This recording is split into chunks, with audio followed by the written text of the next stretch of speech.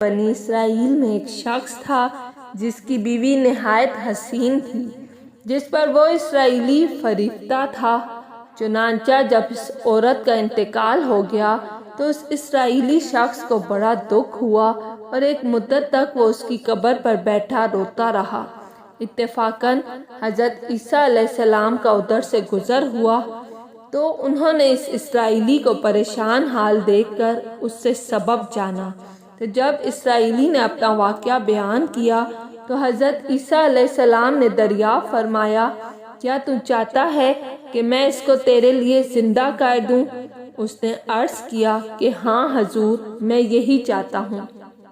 چنانچہ جب حضرت عیسیٰ علیہ السلام نے اس قبر کے مردہ کو آواز دی تو قبر سے ایک حبشی غلام جس کے ناک کے نتنوں، آنکھوں اور جسم کے دوسرے سوراخوں سے آگ کی لپٹیں اٹھ رہی تھی، حضرت عیسیٰ علیہ السلام کو دیکھتے غلام نے کلمہ پڑھا، لا الہ الا اللہ عیسیٰ روح اللہ۔ اسرائیلی نے یہ دیکھ کر عرض کیا، حضور مجھ سے غلطی ہو گئی، میری بیوی کی قبر تو دوسری ہے۔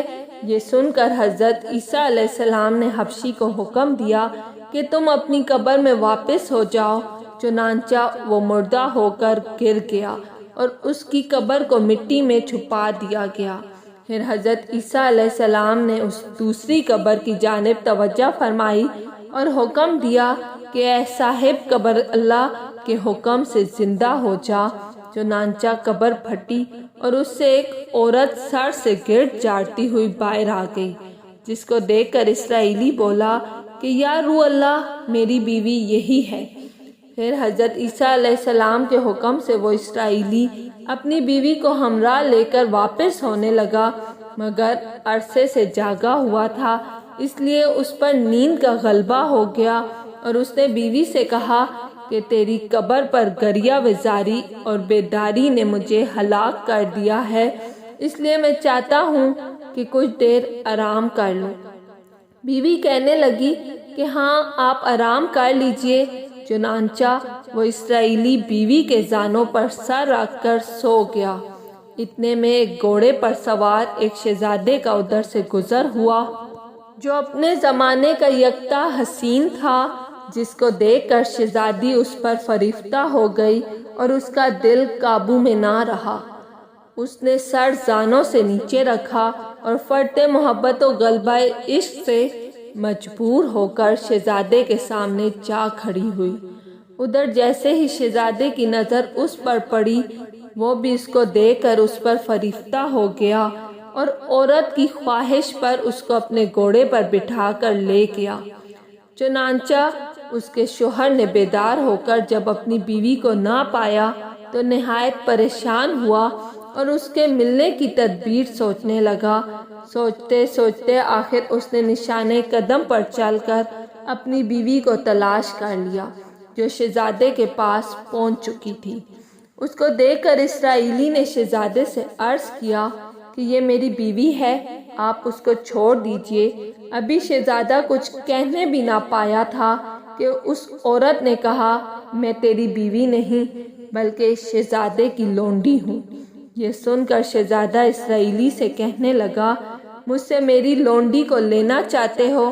اس نے کہا، خدا کی قسم یہ میری بیوی ہے جس کو میرے سردار حضرت عیسیٰ علیہ السلام نے مرنے کے بعد میرے لیے زندہ کیا ہے۔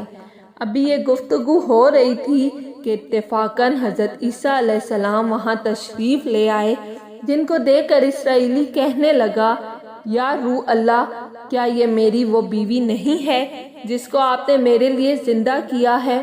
حضرت عیسیٰ علیہ السلام نے فرمایا کہ ہاں یہ وہی ہے۔ یہ سن کر عورت کہنے لگی کہ یا روح اللہ، یہ شخص جھوٹا ہے، میں شہزادے کی لونڈی ہوں۔ حضرت عیسیٰ علیہ السلام نے فرمایا، کیا تم وہ عورت نہیں جس کو میں نے اللہ کے حکم سے زندہ کیا ہے؟ عورت نے کہا، یا روح اللہ، با خدا میں وہ نہیں ہوں۔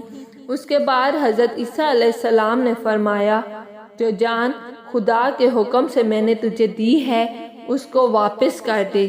یہ سنتے ہی وہ عورت پھر مردہ ہو کر گر پڑی۔ پھر حضرت عیسیٰ علیہ السلام فرمانے لگے کہ جو شخص ایسے آدمی کو دیکھنا چاہے جو کافر مرا تھا اور زندہ ہو کر ایمان لایا تو وہ اس حبشی غلام کو دیکھ لے، اور جو کوئی ایسے شخص کو دیکھنا چاہے جو مومن مرا تھا پھر اللہ نے اس کو زندہ کیا اور کافر ہو کر حالت کفر میں مر گیا تو وہ اس عورت کو دیکھ لے۔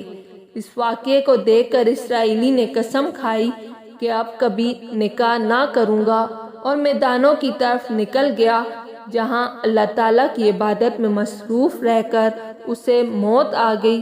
اللہ تعالیٰ اس پر رحم فرمائے، آمین۔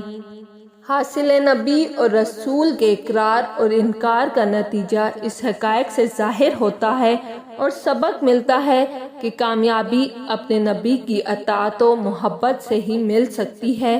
چنانچہ ہمیں بھی چاہیے کہ ہر حال میں اپنے نبی صلی اللہ علیہ وآلہ وسلم کی اطاعت کو سامنے رکھیں، چاہے دل مانے یا نہ مانے۔ نبی کریم صلی اللہ علیہ وآلہ وسلم کے طریقوں کو لازمی اپنایا جائے۔ اگر آپ کو میری ویڈیو پسند آئی ہے تو لائک اور سبسکرائب لازمی کیجیے گا۔